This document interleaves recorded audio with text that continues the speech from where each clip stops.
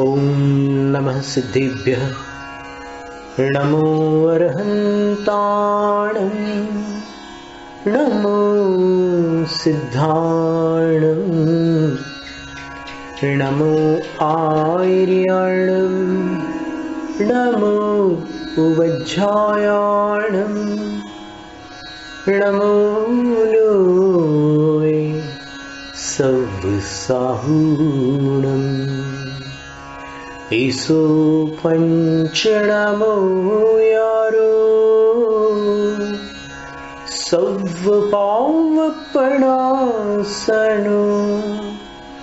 मंगलानं च सव्वेसिं पठमं हवै मंगलम् चत्तारि मंगलम् अरहंत मंगलम सिद्ध मंगलम साहु मंगलम केवली पण्णतो धम्मो मंगलम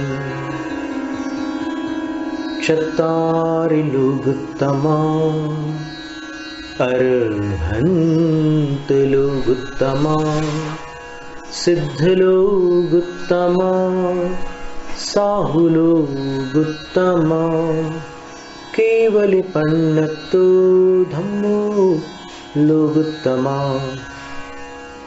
चत्तारि शरणं पव्वज्जामि अरहन्त शरणं पव्वज्जामि सिद्ध शरणं पव्वज्जामि साहु शरणं पव्वज्जामि केवली पण्णतो धम्मो शरणं पव्वज्जामि क्षणभंगुर जीवन की कलिका कल प्रातः काल खिली न खिली मलयाचल की शुचि शीतल वायु सुगंध समेत मिली न मिली कलिकाल कुठार लिए फिरता तन नम्र है चोट झिली न झिली भजले अरिहंत हरि रसना फिर अंत समय में हिली न हिली।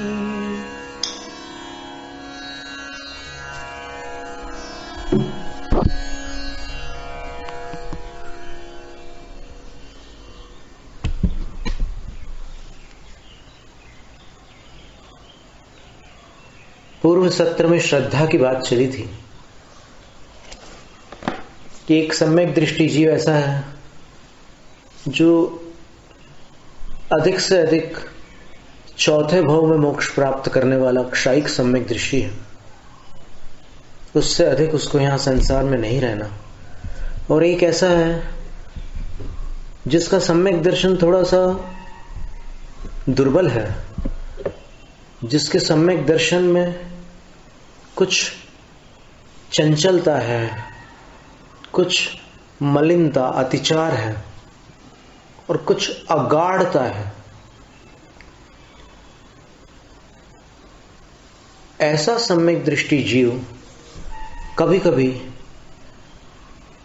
असत्य स्वरूप को भी सत्य मान बैठता है, गुरु के निमित्त से, गुरु के नियोग से,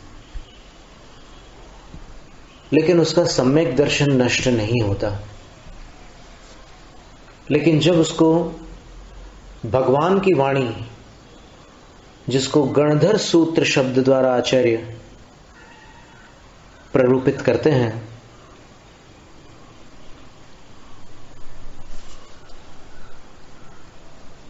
प्रकृष्ट वचन जिसको कहा गया है, जिसको सर्वज्ञ का उपदेश कहा गया है, जिसको परमागम कहा गया है, और सिद्धांतोक्ति एयठो, और सिद्धांत भी जिसका एकार्थक है, ऐसे जिन सिद्धांत को दर्शाने पर भी यदि वह सम्यक दृष्टि जीव उसको अस्वीकार कर दे,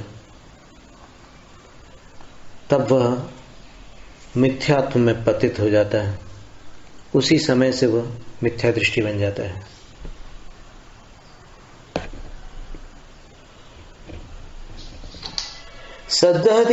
सद्दहि असद्भावम एवं भणिते। कसार पावड़ की 107वीं गाथा में सद्दहि असद्भावम ये पद आता है।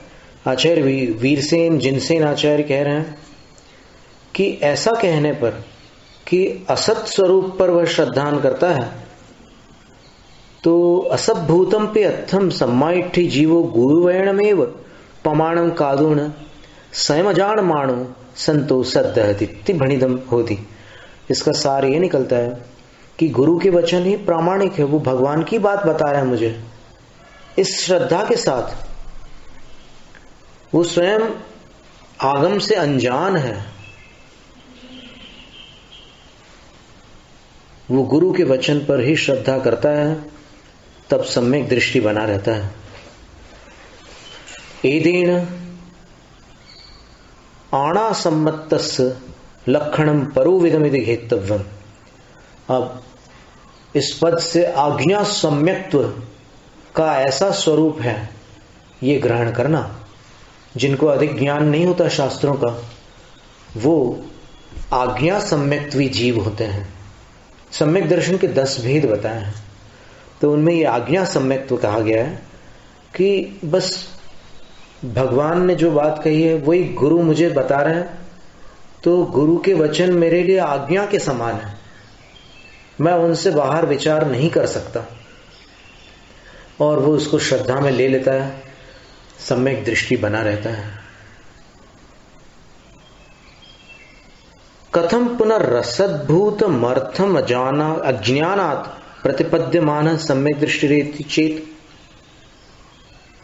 अज्ञानवश असत स्वरूप को स्वीकार करता हुआ यह जीव सम्यक दृष्टि कैसे बना रहता है, ऐसा यदि तुम्हारा प्रश्न हो, तो आचार्य कहते हैं कि न परमागमोपदेश एवायम इत्यध्यवसायेन येन तथा प्रतिपद्यमानस्य अनवबुद्ध परमार्थस्यापि तस्य सम्यक दृष्टित्वाप्रच्युते।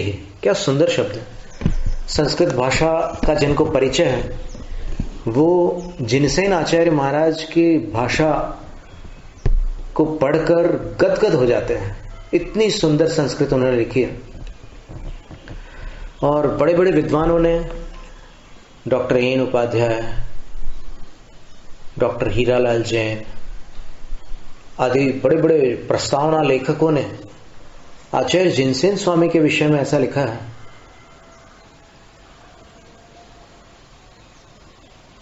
He was more an institution than an individual. वो एक व्यक्ति की अपेक्षा एक पूरा संस्थान थे। इतना विशाल ज्ञान का भंडार जिनसेन आचार्य के अंतःकरण में समाविष्ट था। He was a great teacher of a greater guru. Virsen आचार्य वो एक महान गुरु थे, अपने से महत्तर गुरु के महान शिष्य थे, यानी उनके गुरु इनसे भी महान थे। और उन्होंने संस्कृत भाषा को अपनी काव्य रचना से शोभा प्रदान कर दी, यहां तक लिखा है। तो ये समझ लेना आप कि भाषा तो वही रहती है।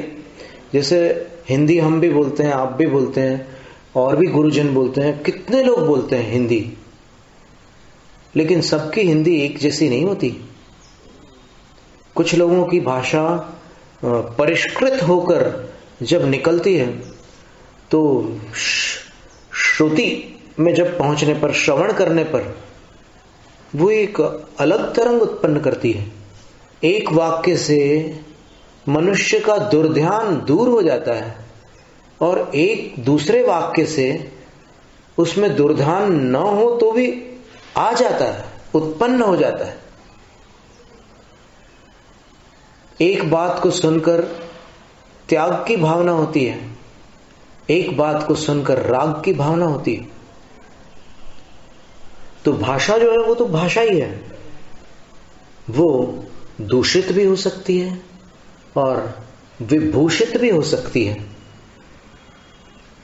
प्रयोक्ता पर निर्भर करता है, भाषा का प्रयोग कौन कर रहा है उस पर निर्भर करता है। तो जिनसेन आचार्य ने संस्कृत भाषा को अलंकृत किया था। इस पंक्ति को पढ़ करके हमें वो पंक्ति स्मरण में आ गई। क्या कह रहे हैं आचार्य महाराज? ना, ऐसा मत कहो कि असत्य वस्तु पर श्रद्धान होते हुए भी वो सम्यक दृष्टि कैसे बना हुआ है, ऐसा मत पूछो। क्योंकि परमागम उपदेशेवायम इत्यध्यवसायेन, उसके अंदर धारणा क्या है कि गुरु जो भी बता रहे हैं वो परमागम का ही उपदेश है। और तथा प्रतिपद्यमानस्यानव बुद्ध परमार्थस्यापि, उसको ज्यों का त्यों जैसा गुरु ने बताया वैसा ही स्वीकार कर लेने पर भी, और परमार्थानव बुद्ध मानस, परमार्थ अनवबुद्ध परमार्थस्यापि, और नहीं जाना है वास्तविक शास्त्र को जिसने, ऐसा होते हुए भी तस्य सम्यक दृष्टित्वा प्रच्युते, वो सम्यक दृष्टि पने से अच्युत रहता है, पतित नहीं होता, च्युत नहीं होता, नीचे नहीं गिरता। यदि पुनः, लेकिन अब बारी आती है उसके बाद की, यदि पुनः सूत्रांतरेणा विसंवादिना समयविद्भिर याथात्म्येन प्रज्ञापमानमपि तमर्थम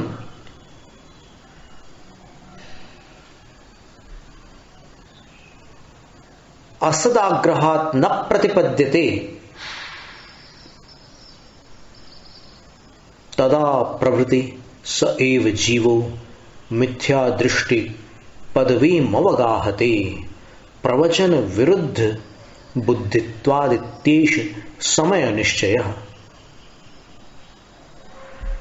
बहुत बड़ी बात कह दी कि यदि फिर कालांतर में किसी अन्य शास्त्र के माध्यम से जो किसी विसंवाद को प्राप्त नहीं हो रहा, जिसमें कोई विवाद नहीं है, सर्वमान्य है, वो ऐसे शास्त्र के द्वारा समयविद भी आगम के वेदताओं के माध्यम से याथात्म्येन प्रज्ञापमानम वितमर्थम, वो जो विषय है वो यथार्थ रूप से जब उसके सामने प्रज्ञापित किया जा रहा होता है, लेकिन असद आग्रह, खोटे आग्रह के कारण वह न प्रतिपद्यते, स्वीकार नहीं करता।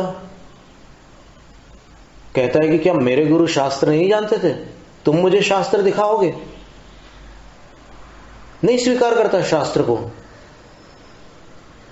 तदा प्रवृत्ति, उस समय से लेकर सैव जीव, वही सम्यक दृष्टि जीव, मिथ्या दृष्टि पदवीम अवगाहते, मिथ्या दृष्टि की पदवी में अवगाहन कर लेता है, अंदर चला जाता है, मिथ्यात्व में डूब जाता है। क्यों? प्रवचन विरुद्ध बुद्धित्वात्, क्योंकि उसकी बुद्धि, उसकी श्रद्धा, उसकी मान्यता आगम से विपरीत हो गई। अब शास्त्र भी सामने है और गुरु वचन भी सामने है। यदि वो गुरु वचन को छोड़कर शास्त्र वचन को स्वीकार कर लेता तो सम्यक दृष्टि बना रहता, लेकिन शास्त्र वचन को छोड़कर अभी गुरु वचन को पकड़ा हुआ है, उसने मिथ्या दृष्टि हो गया। क्योंकि शास्त्र वचन वो वचन है जो गुरु की भी आंख है। आगम चक्षु साहु, धवला में भी ऐसी गाथा आती है, प्रवचन सार में भी आती है। तो शास्त्र वचन को अस्वीकार करने से भगवान को अस्वीकार करने का दोष आता है।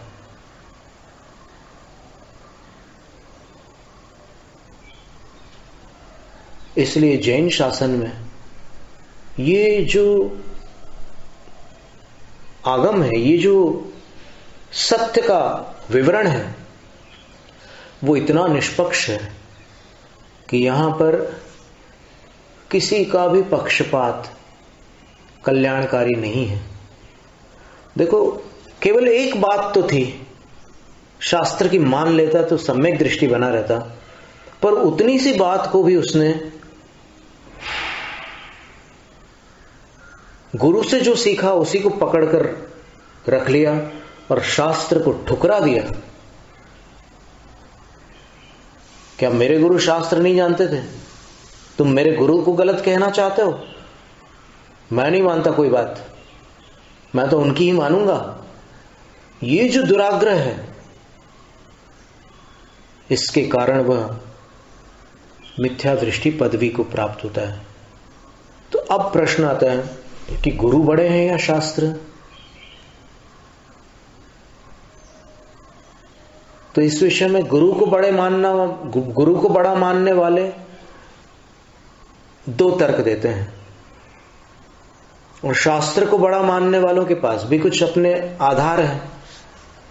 तो किसको बड़ा माना जाए? अपन देखते हैं तत्वार्थ सूत्र में और सर्वार्थ सिद्धि में सम्यक तो क्रिया का वर्णन आया 6ठे अध्याय में। वहां पर आचार्य लिख रहे हैं कि चैत्य गुरु प्रवचन पूजादि लक्षणा सम्यक्तो वर्धिनी क्रिया सम्यक्त्व क्रिया।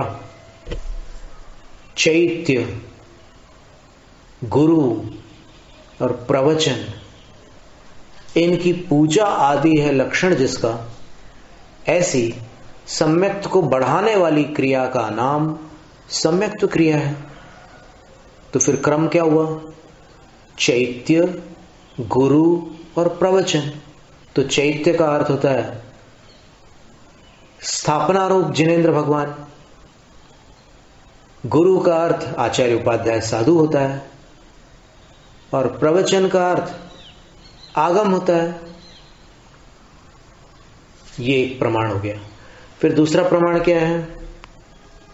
तीर्थंकर प्रकृति का संचय कराने वाली जो षोडश कारण भावनाएं हैं, उनमें क्या क्रम दिया है देवशास्त्र गुरु का? अर्हद आचार्य बहुश्रुत प्रवचन भक्ति। पहले अरहंतों की भक्ति, आचार्यों की भक्ति, बहुश्रुत यानी उपाध्यायों की भक्ति, और फिर प्रवचन भक्ति। प्रवचन जो था, अभी अपन ने कल ही पढ़ा है, प्रवचन का अर्थ क्या होता है? जैन आगम, जैन सिद्धांत। तो यहां पर भी क्रम वैसा रखा है। तो इसलिए गुरु का स्थान शास्त्र से ऊंचा है, ऐसा गुरु को शास्त्र से बड़ा मानने वालों का मंतव्य है। ठीक है, शास्त्र वचन है उनके सामने, तो उसके अनुसार वो उसको स्वीकार कर रहे हैं। फिर जो शास्त्र को बड़ा मानते हैं गुरु से, उनका पक्ष क्या है? उनके पास कौन से शास्त्र प्रमाण है?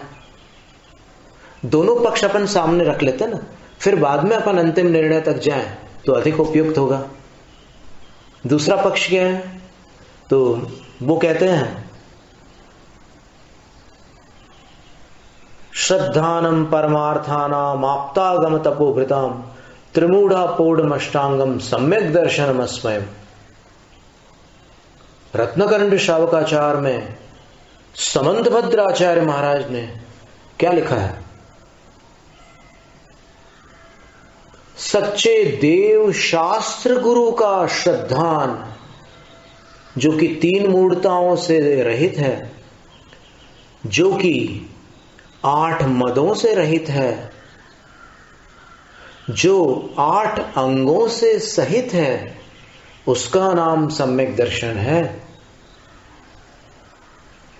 तो सम्यक दर्शन का लक्षण बताते हुए, सम्यक दर्शन को परिभाषित करते हुए आचार्य समंतभद्र स्वामी ने जो क्रम रखा है, वहां पर उन्होंने आप्त यानी अरहंत भगवान, तीर्थंकर भगवान, आगम यानी शास्त्र, और तपोवृत यानी दीक्षा को धारण करने वाले, ऐसा क्रम रखा है। तो दीक्षा धारण करने वालों का क्रम आगम के बाद आता है, इसलिए देव शास्त्र गुरु यही क्रम होगा।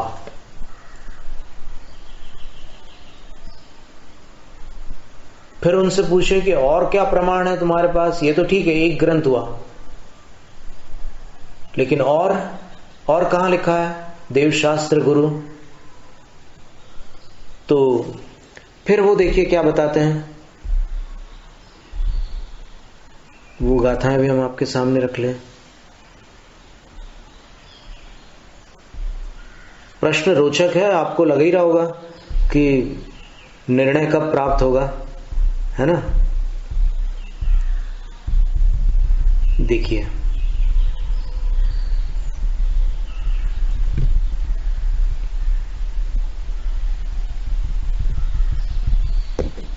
देव गुरु शास्त्र का क्रम मानने वालों के पास पंडित टोडरमल जी द्वारा लिखित मोक्षमार्ग प्रकाशक में भी यही क्रम आता है। वो भी एक उनके पास आधार है कि भाई ठीक है, आचार्यों ने तो माना ही तत्वार्थ सूत्र में, लेकिन विद्वानों ने भी इस बात को स्वीकार किया है, जो बड़े मान्य विद्वान रहे हैं। अब देव शास्त्र गुरु वालों का क्या कहना है, अब सुन लीजिए। धवला की पहली पुस्तक का मंगलाचरण, तीनों को उन्होंने मंगलाचरण में स्थापित किया है। कैसे किया है देखिए। देखो, क्रम में सबसे पहला स्थान देव का है, अरहंत का है, इसमें कहीं विवाद नहीं है, ये दोनों पक्ष वाले मान रहे हैं। लेकिन फिर शास्त्र और गुरु में थोड़ी सी बात अटक रही है। अब ये दूसरा पक्ष देखिए क्या है। देव शास्त्र गुरु वाले पक्ष के लोग कहते हैं कि धवला के मंगलाचरण में वीरसेन आचार्य महाराज ने ये लिखा, सिद्ध मणंत मणिंदिय मणवम पथ सोख मण वज्जम केवल पहोहणि जिय दुन्नय तिमिरम जिणम नमः। सर्वप्रथम वीरसेन आचार्य महाराज कह रहे हैं कि जो एक प्रकार से सिद्ध हो चुके हैं अरहंत भगवान,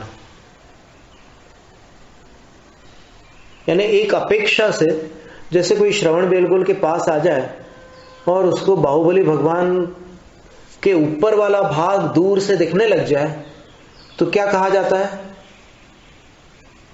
यही कहते हैं ना, दो बातें दो वाक्य निकलते हैं मुंह से, या तो फिर दो में से एक वाक्य मुंह से निकलता है, आ गया श्रवण बेलगोला, और दूसरा निकलता है आ गए श्रवण बेलगोला। समझ रहे बात को? श्रवण बेलगोला आ गया और आ गए श्रवण बेलगोला, अपन लोग श्रवण बेलगोला आ गए। अब एवं भूत नए से आप देखोगे तो ये दूसरी लाइन ज्यादा ठीक है, क्योंकि श्रवण बेलगोला तो कहीं गया नहीं था कि वो किसी के पास आ जाए, लेकिन कहने में ऐसा आता है, वो एक दृष्टि से अनुचित नहीं है। जैसे ट्रेन वहां पहुंचती है, अपने ईसरी स्टेशन पर जब ट्रेन पहुंचती है तो पहाड़ दिखता है, तो क्या कहते हैं? आ गया शिखर जी। तो दोनों बातें अभिप्राय की अपेक्षा से दोनों बातें सही है। अब व्याकरण की अपेक्षा से देखोगे तो, और अन्य नयों की अपेक्षा से देखोगे तो अपन आ जाते वहां पर। तो भगवान को भी सिद्ध कह रहे हैं, क्योंकि वो लगभग सिद्ध हो गए हैं, भले अभी अरहंत है लेकिन लगभग सिद्ध है। फिर दूसरी बात क्या कह रहे हैं? अनंतम, वो अनंत है। अनंत इसलिए है क्योंकि उनका ज्ञान अनंत है, दर्शन अनंत है, उनका सुख अनंत है और उनकी शक्ति भी अनंत है। अनिंदियम, इंद्रियातीत है, क्योंकि भले ही उनके पास आंख का, नाक का, मुख का, कान का और त्वचा का आकार हो भगवान की छवि में, लेकिन उनका कोई कार्य नहीं होता। क्योंकि भगवान केवल ज्ञान से सब कुछ जानते हैं, उनके पास इंद्रिय ज्ञान होता नहीं, इसलिए उनको अनिंद्रिय अतीन्द्रिय कहा। और क्या कहा भगवान को? अणुवमम, उपमाओं से रहित है, कोई तुलना नहीं उनकी। और अपत्त सुखम, आत्मा से उत्पन्न हुआ सुख जिनको प्राप्त हो चुका है, ऐसे हैं। अब उनको किसी के सहारे सुखी नहीं होना, उनके अंदर से ही सुख का सागर उद्घाटित है। अनवज्जम, और पूर्णतः दोषों से रहित है, निष्पाप है। और कैसे हैं? केवल ज्ञान की प्रभा के समूह से, जिन्होंने दुराग्रह रूपी अंधकार को जीत लिया है। अपना तो उन्होंने जीत ही लिया, लेकिन जितने लोग और थे उन सबके भी दुराग्रह के अंधकार को उन्होंने जीत लिया। आचार्य वीर सेन स्वामी कहते हैं कि हे भव्य जीवों, धवल ग्रंथ के मंगलाचरण में सर्वप्रथम ऐसे जिन को नमः नमस्कार करो। अब इसके उपरांत देखिए कौन मंगलाचरण में क्या, तो आचार्य कह रहे हैं 12 अंग गिज्झा वियलिय मल मूड दंसण तिलया विविहवर कर चरण भूसा पसियो सुय देवया सुईरम। अब मंगलाचरण में जो द्वितीय गाथा है उसमें आचार्य कह रहे हैं 12 अंगों के द्वारा जो ग्राह्य है, अर्थात वो मूर्ति भले ही देवी जैसी हो, लेकिन आप ये समझना कि वो कोई देवी नहीं है, वो 12 अंगों की एक आकृति है। और कैसी है सरस्वती देवी? तो आचार्य कह रहे हैं वियलीय मल मूड दंसण उत्तिलया, ऐसा उत्तिलक यानी ऊपर की ओर तिलक लगा हुआ है सरस्वती माता के ललाट पर। वो किस बात का प्रतीक है? तो आचार्य कह रहे हैं सम्यक दर्शन के अतिचार और सम्यक दर्शन में दोष उत्पन्न करने वाली जो 3 मूढ़ताएं हैं,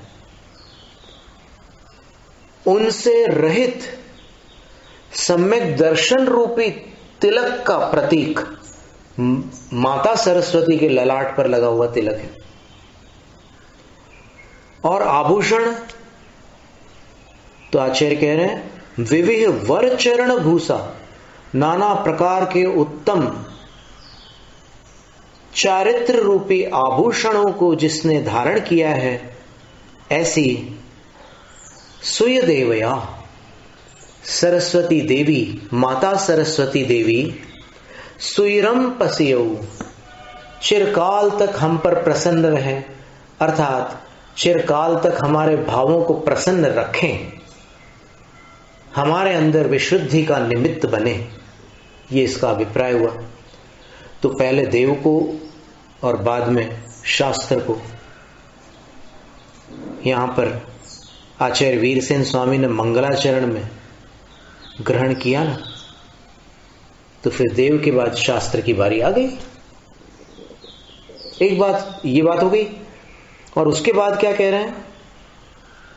शैलगण पौम रविणु विविहिद विराया विनिसंगा नीराया विकुराया गणहर देवा पसीयंतु।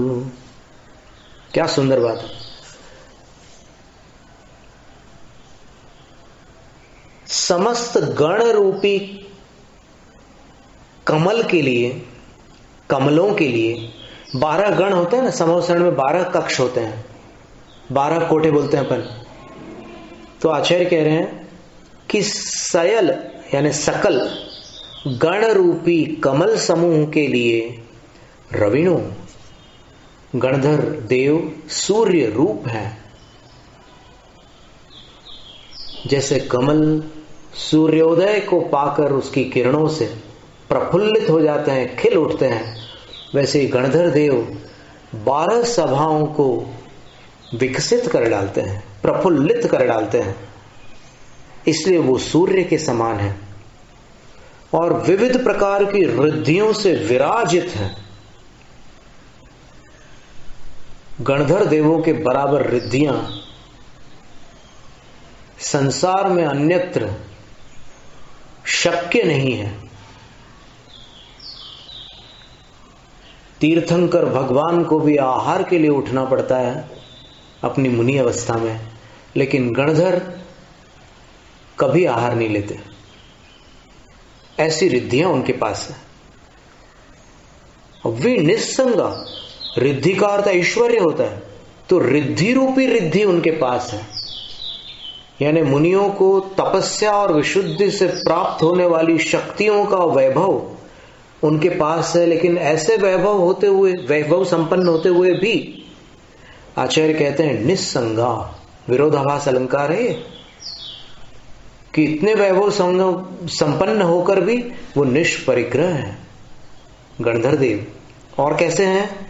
नीराया विकुराया। प्राकृत में अलंकार बन रहा है, अब अपन अनुवाद करेंगे तो फिर शब्द बदल जाएंगे। नीराग होकर भी कुराज है। एक य का ग और दूसरे य का ज, ऐसा रूप छाया में बनता है। प्राकृत में राया राया दोनों बन रहे हैं कि नीराया होकर भी कुराया है।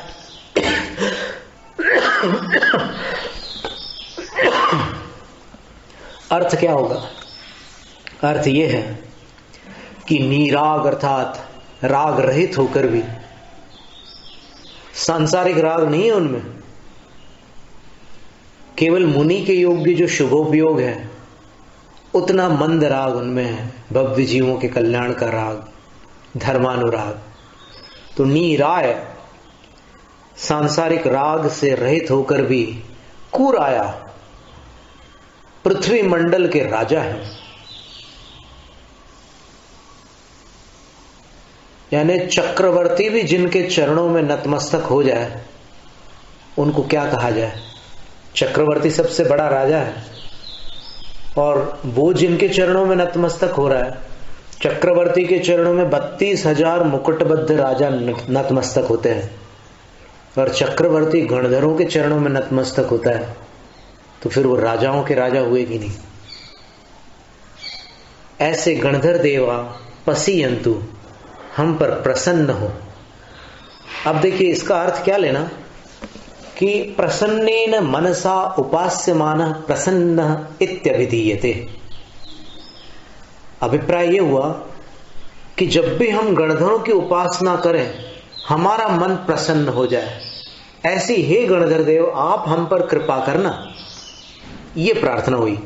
तो अब देखिए, देव, शास्त्र और गुरु हो गए।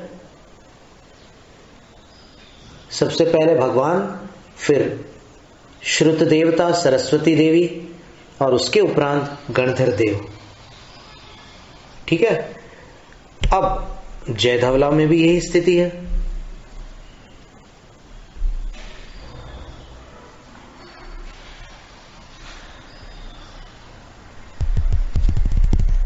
देखिए जयदेवला का मंगलाचरण क्या कह रहे हैं। सबसे पहले कह रहे हैं आप लोग रुचि बनाए रखना, क्योंकि जब हम ऐसे बोलते हैं तब आपका मन ज्यादा लगता है, हम जानते हैं, और जब हम यहां से बोलते हैं तो थोड़ा सा ये शास्त्र वचन होने के कारण थोड़ा कठिन पड़ता है। लेकिन घबराइए मत, हम गाथाएं पढ़ रहे हैं और उसका अर्थ हम बता रहे हैं आपको।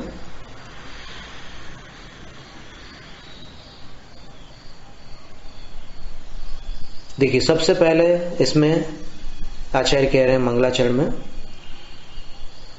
जय धवलंग ते ना ऊरिय सयल भुवन भवन गणु केवल नाण शरीरो अनंजनो नामो चंदो।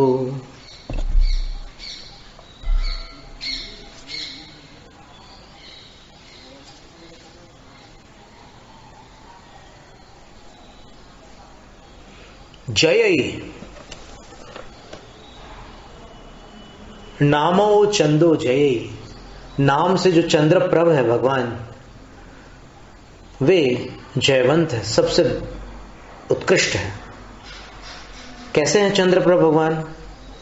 तो कह रहे हैं धवल अंग तेज, जिनके शरीर का जो धवल तेज है, क्योंकि भगवान धवल कांति के धारी थे, उस धवल तेज के द्वारा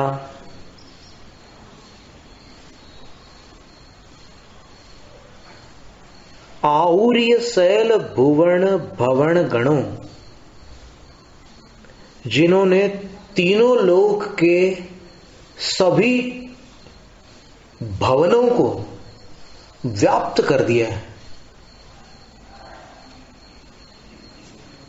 और केवल नाण शरीरों, अब जिनका ये परमौदारिक शरीर अपेक्षाकृत भगवान का शरीर है तो सही, लेकिन वस्तुतः अंतरंग दृष्टि से देखने पर केवल ज्ञान रूपी शरीर को जिन्होंने प्राप्त कर लिया,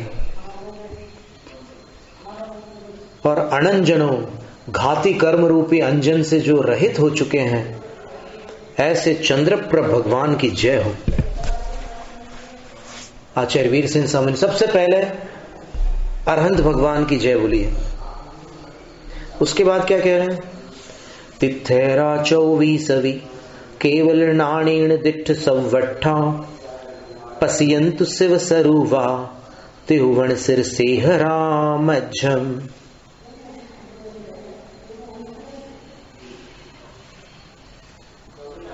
चौबीसों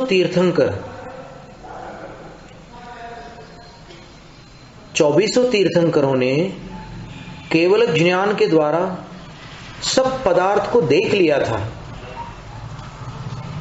और आज वो शिव स्वरूपा शिव स्वरूपी हो चुके हैं। तिरुवन सिर सेहरा, आज वो सिद्धालय में विराजमान हो चुके हैं। सबसे पहले तो अरहंत चंद्रप्रभ भगवान का मंगलाचरण किया, इसके बाद वो कह रहे हैं कि 24 तीर्थंकर जो सिद्धालय में विराजमान हो चुके हैं, मध्यम पसियंतु, मुझ पर प्रसन्न हो, अर्थात जब भी मैं उनका स्मरण करूं, जब भी मैं उनकी आराधना करूं, मेरा हृदय प्रफुल्लित हो जाए, प्रसन्न हो जाए, मैं विशुद्ध परिणामों को प्राप्त कर लूं। फिर और देखिए, अब ये भगवान की वंदना सबसे पहले हो रही है। पहले अरहंत, फिर सिद्ध, फिर सो जय जस केवल नाणुज्जल दप्पणम मिलोया लोयम, पुढ़पदि बिंबम तीसई वियसिय सय वत्त गब्ब गौरो वीरू। महावीर भगवान की जय बोल रहे हैं अंत में। अब ये देवाराधना में चंद्रप्रभ भगवान, 24 तीर्थंकर और महावीर भगवान का जयकारा लगाते हुए आचार्य वीर सिंह स्वामी कह रहे हैं कि जिनके केवल ज्ञान रूपी उज्जवल दर्पण में लोकालोक का पृथक प्रतिबिंब दृष्टिगोचर होता है, और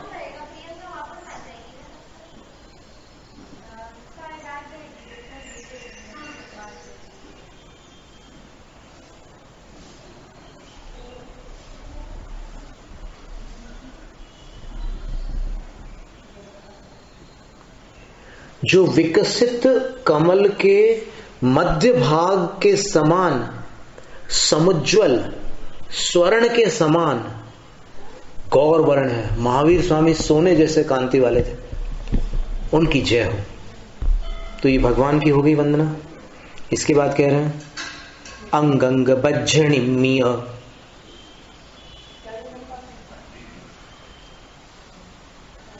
अनाय मज्जंत्र निम्मलंगाय, सुयदेवय अंबाय नमो सया चक्षुमयी आए। अंग और अंग बाह्य से निर्मित है, अनादि निधन पवित्र शरीर जिनका, ऐसी द्रव्यार्थिक और पर्यायार्थिक नय रूपी सुंदर नयनों को धारण करने वाली श्रुत देवी रूपी मां को मैं सदा नमस्कार करता हूं। तो भगवान के बाद सरस्वती माता को नमस्कार कर रहे हैं वीरसेन आचार्य, और उसके बाद गणधर देव की बारी है। नमः गुणरण भरियम सुवर्णाणाम्य जलोह गहिरमपारम गणहर देव महो वही मणियनय भंगी तुंग तरंगम जेणिह कसाय पाहुड मणियनय मुज्जलम अनंतत्थम गाहाहि विवरीयंतम गुणहर भडारयम वंदे तम गुणहर भडारयम वंदे। गणधरों को और गुणधर आचार्य को आचार्य नमस्कार कर रहे हैं वीरसेन स्वामी, उनकी मैं वंदना करता हूं कह रहे हैं। तो क्रम क्या हुआ? देव, शास्त्र, गुरु। तो दोनों पक्षों के पास अपने अपने आगम प्रमाण हैं। फिर तर्क की अपेक्षा से भी गुरु को शास्त्र से ऊपर स्थान देने वालों का तर्क क्या है? वो कहते हैं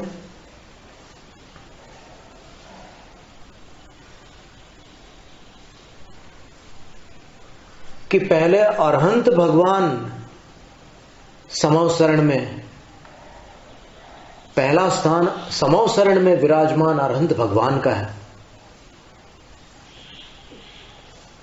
फिर गणधरत्व की पात्रता रखने वाले कोई महापुरुष का समवसरण में उनके चरणों में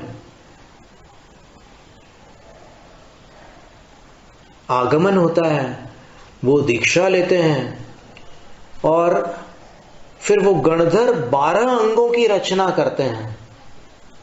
तो पहले देव हुए, फिर गुरु हुए, और फिर 12 अंगों की रचना बाद में हुई। शास्त्र का क्रमांक तीसरा है। फिर दूसरा तर्क क्या है उनके पास? चत्तारि मंगलम, अरहंत मंगलम, सिद्ध मंगलम, साहु मंगलम, केवली पंडित्व धम्मो मंगलम। इसी तरह लोगुत्तमा शरणम में भी वही क्रम है। तो पहला अरहंत और सिद्ध आ गए, तो देव हो गए। फिर साहु में आचार्य उपाध्याय साधु आ गए, और उसके बाद केवली पंडित्व धम्मो, केवलियों द्वारा प्रतिपादित प्रज्ञप्त धर्म आ गया। तो तीसरे स्थान पर शास्त्र आ गया। इस प्रकार के तर्क देकर दोनों पक्ष अपनी अपनी बात को प्रामाणिक मानते हैं। अब देखिए कितनी विचित्र स्थिति है। आज अपन बीच में बैठे हुए हैं, हम भी और आप भी, क्योंकि आपको हमने ये सब सुना दिया, इसलिए आपके सामने दोनों पक्ष आ गए, और हमारे सामने ऑलरेडी दोनों पक्ष थे पूर्व में। तो अब क्या निर्णय किया जाए, इसको अपन आगामी सत्र में देखते हैं। जैनम जयतु शासनम।